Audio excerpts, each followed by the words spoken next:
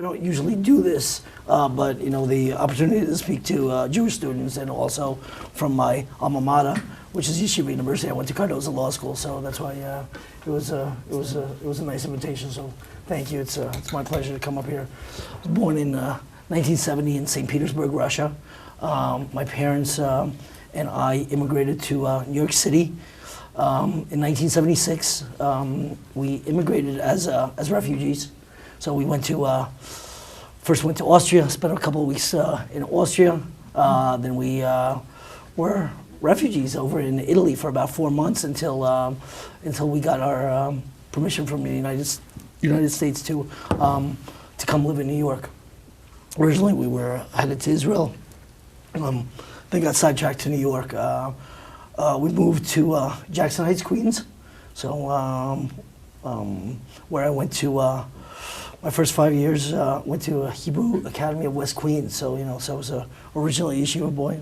And then I went to public school. I went to PS 69, IS 145. I don't know if anybody has been to from Queens. Jackson Heights doesn't have the best neighborhood, so it was a little bit tough being an immigrant, and especially a Jewish kid growing up there. Went to public school, also in Jackson Heights, IS 145, Joseph Pulitzer. Then from there, my life changed a little bit. I took the exam for Bronx High School of Science, and with my grades, my parents were pleasantly surprised that I got into Bronx Science. I don't know why. I was playing tennis at the time. They had a better tennis team. That's why I decided not to go to Stuyvesant, which I'm happy about. When I realized that I was traveling about an hour and a half to northern Bronx, I think it's it was a little bit challenging. Bronx Science was a little bit challenging, as well as because I wasn't very academically inclined, meaning that I didn't have the study habits of my peers. So I barely got through Bronx Science, although it was a wonderful experience. It was a great education. It was, but you had some kids, that friends of yours who you were hanging out with, but the next day they would win the Westinghouse Awards. They would win other awards. So it was a little bit intimidating if you weren't in that upper echelon, and if it wasn't your passion, mathematics and studying or debate, then you kind of fell through the cracks. That's not what those schools are geared for. So I fell through the cracks again. Went to Skidmore College, which was wonderful because I grew up in the city. Always dreamed of living in the suburbs, and you grew up in Jackson Heights. I'm on the subway going an hour and a half to northern Bronx, then going back to Jackson Heights, and then now you go to a campus like Saratoga Springs, Skidmore College, which is away. So I thought it was heaven on earth. But then I kind of fell through the cracks there also because it was a very liberal arts education, and there was kids were a little bit mostly from private schools, so they were had different families, mostly non-immigrant families. So I felt a little bit out of place there as well. Even though I enjoyed it, I thought this is the way that this is great. This is the way Americans live. So I still had that constant monkey on my back that I was fresh off the boat, like an immigrant. Surprisingly I did decently well my first year in college. I didn't get kicked out for that, but then I got kicked out for Skidmore for a first year, which was a little bit life turning. I went back to Jackson Heights, and I worked at Leisure Video, which was the local video store. So I don't know if anybody sees Kevin Smith's movies and sees Mallrats or Clerks. That was me. I went back and I worked at the video store. While all my friends up in Skidmore were enjoying it, and I said, I don't want to use the term out of context, but I said never again. This is not for me. This is not for me. I said never again. This is not me. But but there's no way that I'm going to do it. By the book. Because I just couldn't handle it. So I saw there was a program at YU which they would accept. If you took your LSATs and you did well and you had decent grades, they would accept you after your junior year to law school. at Cardozo, and they would apply, and Skidmore retroactively would take those credits from your first year of law school and apply to your senior year. I go, great. First of all, it was a huge savings for my parents, not paying for private school for senior year, and for law school. So I did that. So I somehow managed to finish my last 6 semesters in 3. Got into Cardozo. I took my LSATs, did fairly well, and got into Cardozo. Finished up Cardozo after 2 years. It was a little bit intimidating because I started Cardozo when I was, I think I was 20 years old, and it was actually it was a great school to be at. And I remember it was a little bit intimidating. Law school is intimidating as it is, because and if you're young or any graduate schools, you're a little bit intimidated because you have people. I'm 20, I'm taking a real estate class, and you actually have people that have paid their own rent, have paid their own mortgage. You're talking about structuring contracts and never been exposed to that. I was fairly intrigued with the law. I was. The first thing that I like the structure of law school. I said, there's no attendance and one exam at the end. You don't get no extra credit points, no nothing, no papers. You got one exam at the end. We don't care if you come into class. We don't care if you buy the books. There's an exam at the end, which was great. I remember one of my first professors telling me, we don't check your spelling here. You'll all have secretaries. They'll check your spelling here. We're here to mold your brains. I didn't get a job at a law school. I decided to move to Los Angeles. I said, I'm young. How can I apply the law to something that I enjoy? It's a little bit like a. Still a little bit fascinated by having fun. Wasn't ready to go out to work. So I tried working in the entertainment business for a couple of years, and I forget your name, but I lived in LA for 2 years, and LA's it's different. It's not really like for New Yorkers. I was working as an attorney in the business affairs department at a couple of the production companies. Thought it was the greatest thing on earth, except that there was a lot of money there. There wasn't a lot of money. You figured that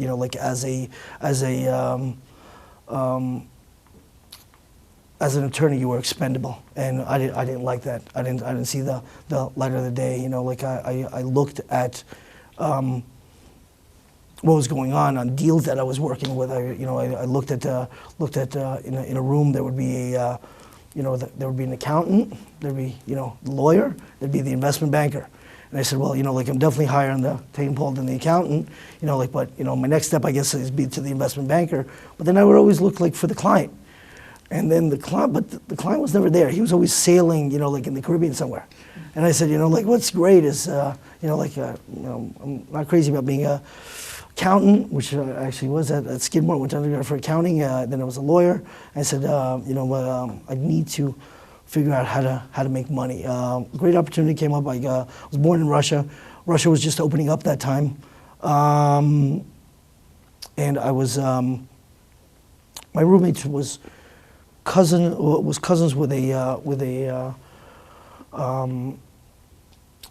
guy named Bert Cohen. Bert Cohen was a big investment out in L.A. He was partners with a guy named Sam Zell. Sam Zell was working out of Chicago. Sam Zell heard that I was I had a Russian background, and they just started investing in Russia. And he said, "Listen, I need you. You're the guy. I need you to go to Russia." I go, no, Mr. Zell, calm down. I'm on my motorcycle. I love LA. I'm not going to Russia. He goes, "You're going to Russia by Thursday." He's a pretty intimidating guy, and you listen when Sam Zell talks. You listen. So by I don't know by Thursday, but by next week I was on a plane to Russia. I was with my law degree, and they had invested about 10 or $15 million in like 6 projects, and they had a venture capital fund that they were putting together, get involved in small growing Russian companies that would eventually that they put together and sell. And so I arrived in Moscow. I arrived in Moscow when I was 23, about to become 24. That was definitely, the best experience of my life, because it was the most humbling thing that I've ever done in my life. Like we live really, really nice over here in the United States.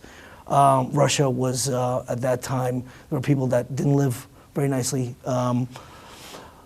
Business was just getting started, so it's very hard to do deals, to live.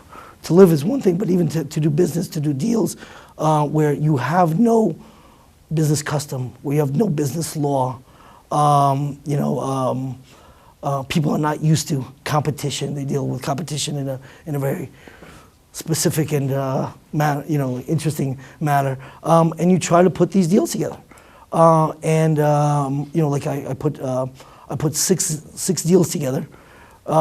Which I didn't really know what I was doing. You work with other investment bankers and venture capital. You picked up what you knew from the guys you were working with in New York, and you were working with it from London, and a lot of Sam Zell's team. And then Sam Zell did the greatest the greatest thing. He said Russia was getting out of control. It wasn't Russia. Just the same way that Hong Kong used to be British, but the guys who really got successful in Hong Kong are the Chinese. Same way that Russia. There was a while that came up that that you didn't need the Americans' money, you didn't need the Americans' intellect, and the Russians would always do something that was a little bit more value added to whatever you were doing, that you could not compete.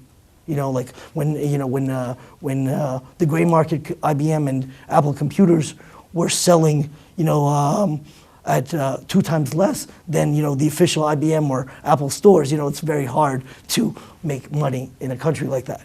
But it was a blessing in disguise, because he said, close down. He goes, that's it, close down.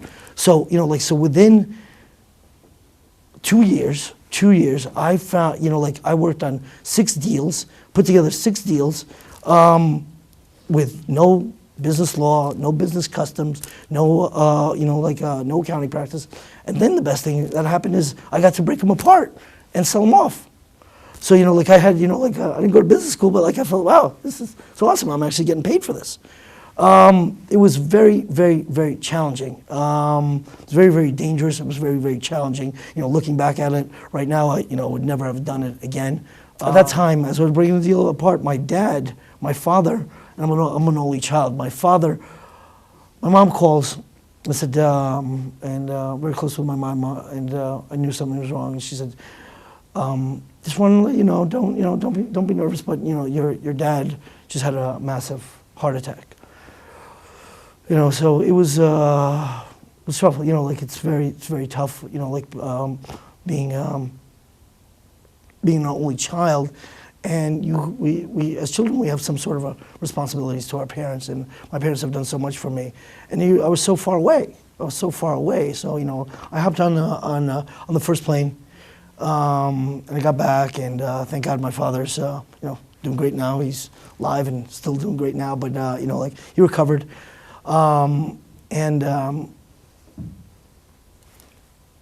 But while he was lying in the hospital, he said, I need to tell you what's going on in case, in case you have to deal with my business affairs. Mom doesn't know anything. You're not interested. You do whatever you're interested. And he started telling me about this. He says, I got a couple of properties, and he says, because my dad's a thermonuclear engineer in Russia, and he came here and drove a cab. He went to work for 6 months at the nuclear power plant out on Long Island, and he said it was such a disaster. He said he didn't want to be a part of it. He was, and wish it turned out right. He went back and drove a cab. So started telling me about this business. I'm asking him all of these just simple business questions about, about the taxi industry and about his business. And, like any father, he still thinks that, I still could do better, and I still don't get anything, but I guess that's the nature of being a parent. So he says, all of that fancy business school stuff, questions that you're asking, or that law college goes, doesn't apply. This is the taxi industry. I'm telling you how it works. I started asking more and more questions, and he just could not give me answers to simple questions. He goes, this is the way you do it. This is the way. I go, well, why don't you just do it? He goes, because that's not the way it's done. That's not the way it's done. So I hopped on a plane. I was finishing up my employment in Russia. Went back, packed up, and came back home. Like I said, said never again. I can't be away from my parents for that much. But all this, I'm thinking, looking at investment banking jobs, looking at maybe doing some legal work. But I'm thinking about the taxi industry. And it just doesn't sit well, and it doesn't sit well because, even though I love my father dearly, and he loves me most, it's just needed to prove my dad right that my questions were valid and my points were valid, and that he had no idea what he was talking about. Simple things. I said, the loans at the banks were for ridiculous terms. They were for 10-year fixed. And I said, well, why don't you, aren't there any balloons? He goes, why don't you, I said, I had these crazy ideas. I said, 10 years. And, the medallion was worth $100,000 then, let's say. I said, Dad, just simple idea. I said, if you need, you need debt service, debt service to cover your mortgages if you're borrowing money for 10 years. I said, crazy concept here. You're paying $100,000 here. And I said, you could get financing for 12 years, right? You could spread it out a little bit, right? And your cash flows would actually increase because, your monthly payment would get less. I said, then we could possibly pay more for the medallion. I go, instead of 10, we take financing for 12 years, as long as the cash flow is supported, and then if the medallion's 100, we could be a buyer at a 105 or 110. And he goes, I have no idea what you're talking about. They won't give you 10. This is the way we do it. I said, with insurance, with premiums, so simple stuff like that, which, when I get into the business, I'll talk about that. It just didn't sit right. I came back, and I remember on the plane from Russia, I put together the boxes. I'm very, everybody's got their own style. In business, they got their own style. I need to visualize everything. I put together the boxes. I said, this is how things are supposed to work, and I still have it somewhere. I put this long sheet of it was like Warhol or Basquiat, drawing out from that, going a little bit crazy. And I said, I came. My dad wasn't feeling well, and I made him an offer to buy him out. And he said, why do you need this? He goes, it's a dirty business. You're an attorney. You could get so many jobs. He goes, why do you need it? I said, because I think I got it here. I think I got something here. 1996, which I guess is 15 or 16 years. No, it's 15 years ago. 15 years. I walked in, took over. I had one deal with my dad though. My dad does. I said, I'm in. You're out. I go. No. I said, I can't work with you. I can't work with you. I said, you can be my partner. You can do whatever the structure that we put together. And I started running the business. I got very heavily leveraged. I started borrowing a lot of money. I went to the banks and I said, I'm going to borrow for 12. I'm going to borrow for 12. And they go, we only lent for 10. I said, listen to me. I said, you guys got regulators. I go, I put together some business models. I said, we'll support 12 years. I go, what? He goes, yeah, we'll support you. So I got my financing for 12 years. And then I'd go out in the market and go 105, 110, I'd start buying stuff. Go, this guy's crazy. This guy's nuts. As soon as somebody started figuring it out, then I went and I got financing for 15 years. Bro. So I'd go to auctions, I'd bid crazy prices. People were looking at me like crazy, and I didn't really care because then I went back to the prices. I said, this is market value. There was just an auction there. I go, yeah. I go, I need to refinance. They go, no problem. And so I did that for a while. Best thing about my best friend in the whole world, who besides, is a guy named Rudolph Giuliani, and I despise him, but he's my best friend because he was such a dictator, and he did so many bad things to the taxi industry that at the time there was a combination of me being a complete reckless fool. The stock market, everybody was a stock market genius. I don't know if everybody was back in the 90s, everybody was buying eBay or Yahoo for 80 and selling it for 95, day trading. And then you have Giuliani coming in and, and being completely reckless, putting in new car limits, putting in new insurance limits. They said, we don't want this. We don't need this. Our stock portfolio is working well. So it's Gene, you can have this. You can have this. I said, I'll take it. I'll take it. I'm an attorney. I set up a legal department. I set up an accounting department, and then you didn't have this. You'd have multimillionaires in the taxi industry that if you asked them for a piece of work, they'd still have to go to the garage and lift a toolbox and wipe the oil off. I said, why can't I run this like a business? And I started running like a business. I said, why can't I run this out of multiple locations? Because everybody has one location. I go, what do you mean I'm running it? I go, why? I go, if I'm getting saturated here in Queens, then I need to go to Manhattan, or I need to go to Brooklyn, and I need to go to the Bronx. And I set it up. I said I had a back office. I set up a back office. I set up a bookkeeping department. I set up a legal department. I set up an insurance department. I set up a claims department and a back office. And then I set up 5 or 6, profit centers where they'd only dispatch, repair cars. So, and then everything would get centralized. Eventually, that I didn't need to continue working the systems because I realized that I was getting a little bit too big. It was getting a little bit too dangerous because it would catch up to me. But my advantage again was the fact that I would generate so much revenue from my investment that I could actually pay more for medallions. So, before, because everybody caught on, eventually, had the same financing terms as me, had the same year, so everybody would catch on. So I said, how can I pay more? How can I pay more? I got into advertising contracts with my cars. I started running them, exploiting them on a double shift basis rather than on a weekly basis. I looked into self-insurance, where I said I can't pay these premiums anymore. And I said, it's all a cash flow game. I said, and even if I can't pay the premiums, I don't want to pay them right now. So, so I got bonded. I went self-insurance, and I paid nothing for insurance because I didn't have any claims for 3 years. The claims come in later. And you'd hire attorneys that you put them off. You have to pay a little bit of no fault and stuff. So I'd be generating tons and tons of cash. I'd be sitting on tons and tons of cash, buying and buying and buying. Now I am in New York City. I run out of 5 locations. I run about 900 New York City yellow cabs. I'm the largest operator in New York by far. I have about 200 employees, not including my cab drivers. I got about 3,500 cab drivers. I got meter shops. I got advertising companies. I have 4 people working for me, just processing claims. I got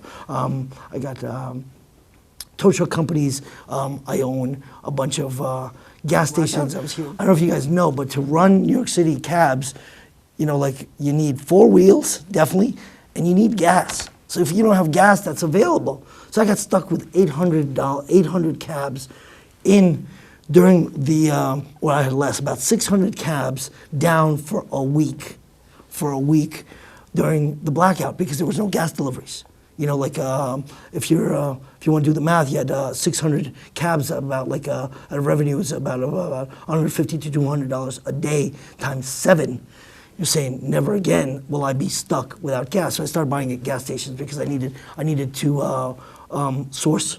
I needed to have the fueling source. I needed to be able to hoard it if I needed to. And it's funny that you said Irene, then it came Katrina, and it happened again. And I didn't realize, I didn't catch it quick enough. But with Irene, which was was it this summer or 2 summers ago? No, this was this summer. This was summer. With Irene, I was, if you caught a cab during Irene, it was one of mine. because, like they were predicting Irene from like about a week. I stopped selling gas to the public. I hoarded all the gas. I said, like for 3 days, the only cabs that were on the street were mine, because I'm the only one. I said, you know what, you go fill up there. I hoarded the gas. So there's a lot of ancillary businesses out there. I'm a yellow guy. I operate taxis. I have gas stations that sell gas. If you sell gas, you also need to have a convenience store because you can't support it, right? So I actually have convenience stores, just to support the gas business.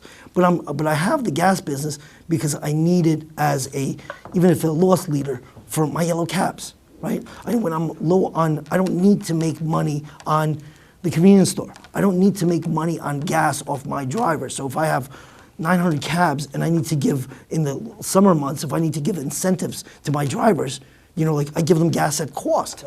I control my own advertising. I control all my repairs. The only thing that I do not control is the vehicles. I don't build the vehicles. I was the first person to put hybrid cars on. I said, Gene, you're a genius. You're putting hybrid cars. I said, how am I genius? You pick up any magazine and all they're talking about is alternate fuel technology and hybrid vehicles.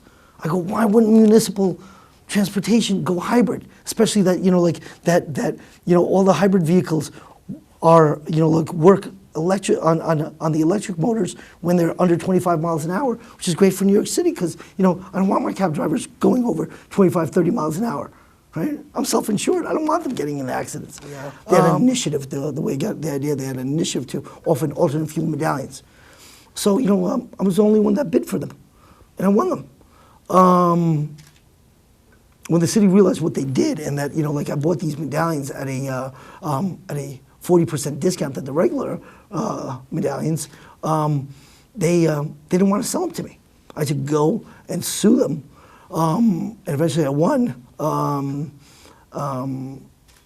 But you never really win the city, and you don't really want to be on bad terms with the city that the municipality that regulates you. We backed that into it. We had the city council write special ordinances that let me do what I needed to do, and we settled the lawsuit. But I was the first one to put hybrid cars on the. Why? You know what? It's a no-brainer. My cab drivers, the passengers are great, but my clients are the cab drivers.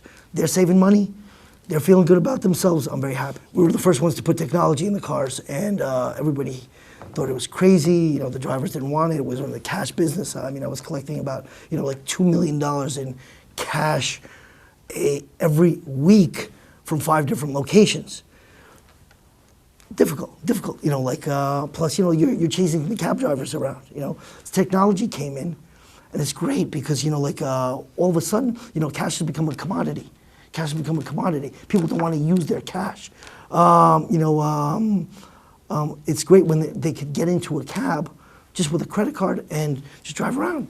They don't need to cash receipts. The business people don't need to cash receipts. And we gained so much of a market share from the liveries and from the black car groups because there were a bunch of people that would just call black cars or liveries just because they didn't have the cash.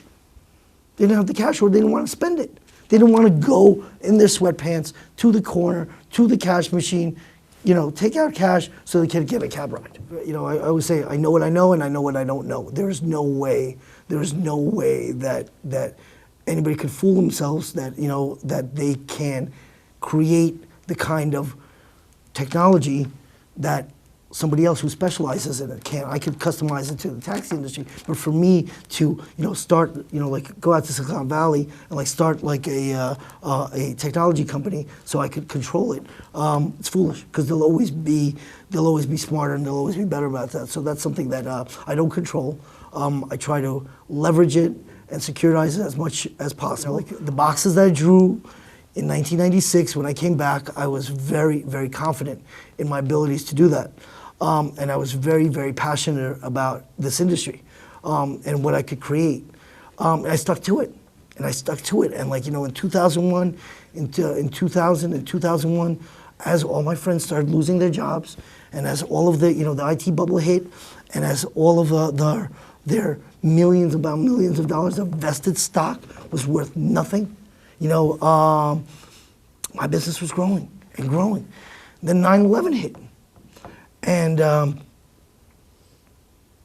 remember, 9/11 was awful because I have a very close friend who works for me, Vladimir Bass, and his wife was at Cantor Fitzgerald, and I was with him all day there. And I have offices downtown on 28th Street and 10th Avenue. So I witnessed it all. But so it was a horrible day.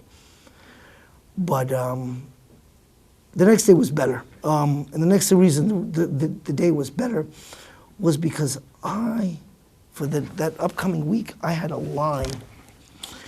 line of Central Asian and Arabic drivers at all my locations. And I didn't understand what happened.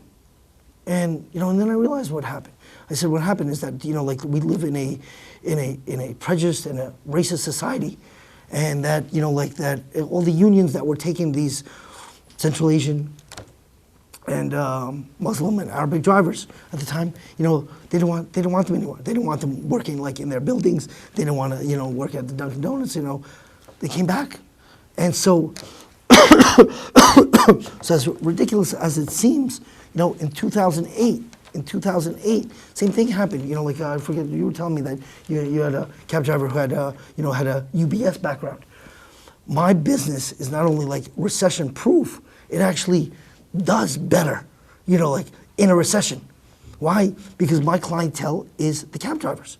So you had to, in 2008, it's embarrassing. It was, you couldn't say it because things were so bad that you couldn't actually go and say my business is doing great because people were having such a hard time. But I saw it.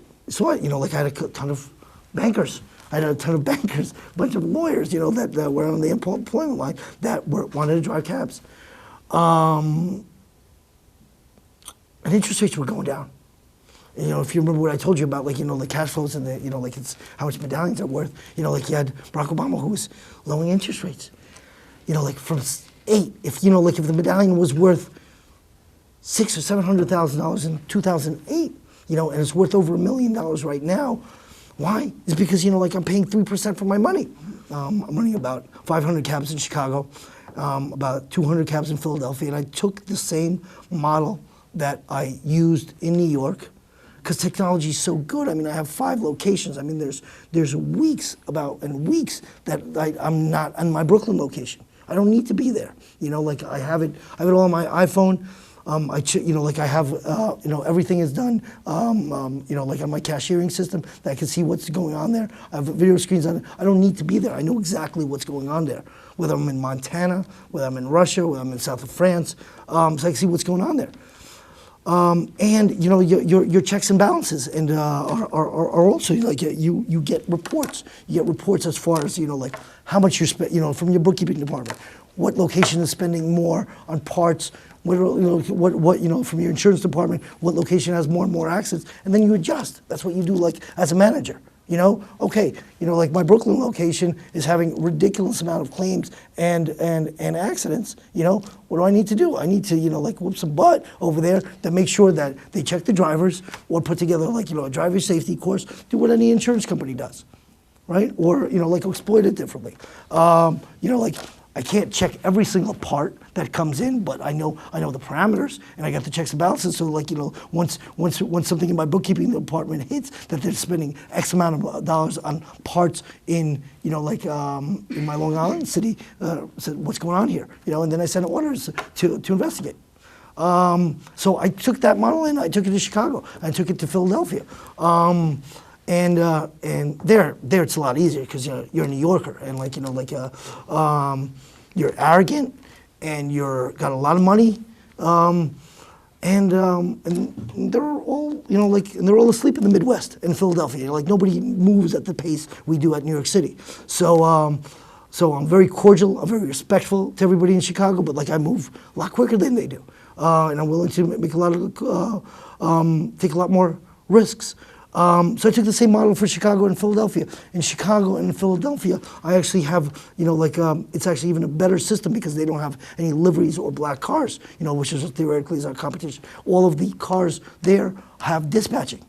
And there's also branding. Like I have my cars. I said, I don't have to be yellow. I can finally be, brand my cars. So I have the Bears colors. I got orange and navy blue in Chicago, and I got the Phillies colors, maroon and baby blue in Philadelphia. And I have all hybrid cars also. I'm completely green. So so besides having besides the public having a choice out in Chicago and Philadelphia, whether it's not yellow, like I want to get into the hybrid car. I want to get into the car that looks like Bears or University of Illinois. And I use the same exact system. I could go into any city right now and just do the same thing. There's enough opportunity in transportation in America than to go to international. I mean, like we have ambulance services, we have car services, we have limo services. Like in a city like New York, and the reason I went to Chicago and Philadelphia, and I didn't go there early, is because they're becoming cab towns. What I mean by cab towns is people don't drive everywhere. There's a need for a cab. It's easier to take a cab and move around than take your car out of the garage. So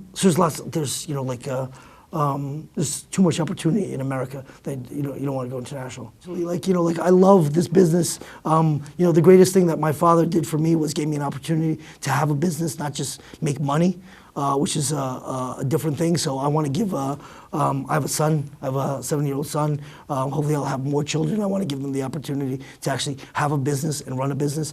But yeah, I figured, there's a bunch of. I actually have a business that makes money. If they're running the PEs, on phantom businesses, on models that they make up, I could run, I could run PEs on the actual money that I make. Warren Buffett, 3 years ago, paid $25 billion for a piece of a railroad. A railroad. The railroad has not changed in 100 years. They might have changed the tracks and stuff like that. But you need it. You need the railroad with our booming economy. You need the railroad. The railroad's not going to get obsolete. They use it in Europe.